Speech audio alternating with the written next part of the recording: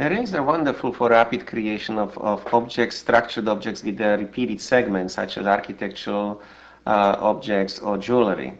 A radial array, for example, we can see very quickly we can create a base circle, and then the widgets that allow us to manipulate different parameters of these objects, such as the radius, ending and beginning. Then we can scale the ending radius to a much smaller size to create like kind of a pine cone-like shape.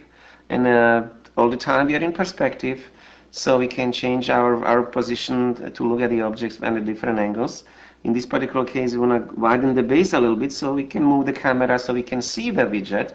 But remember, widget is in 3D, and sometimes it can be hidden, much like the tools in your three-dimensional regular workshop.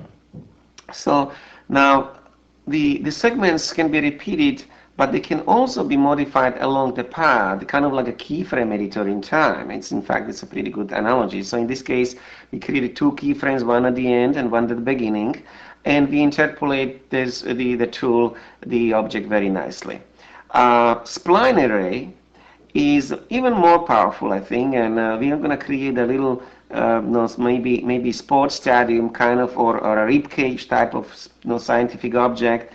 And by simply creating three control points along the spline and utilizing half a torus, we already have an interesting shape created in a few seconds. Now, when we can select any of the spline points and simply dragging them around, we can modify the overall shape of the whole structure. That is really powerful. There is kind of like again like a construction history for the design process.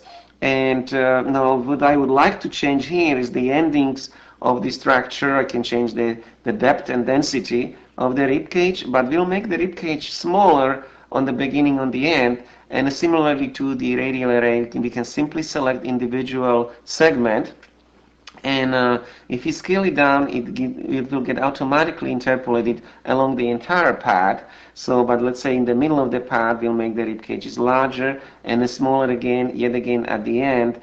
And here we have a pretty interesting shape, which didn't take very long to create at all. So a talented artist could create the concepts with these tools very quickly. Finally, the grid array is a rectangular array, and notice that at the beginning, the widget has a little red tip, which allows me to exactly position the step between the segments. And once I do that, I can just drag the segment out in 2 dimensions, and I have a 2-dimensional array in just a few seconds. A simple right click on the structure will display, again, deceptively simple 3 arrows, and the arrows allows us to move and grids in all 3 dimensions. I can add things vertically.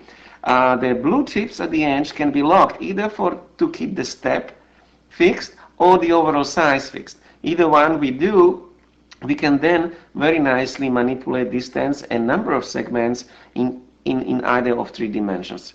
It's really that simple. So we can create Roman columns, as many of them as we want, with no problem at all. Of course, individual segments can be still nicely edited and rotated or scaled as before.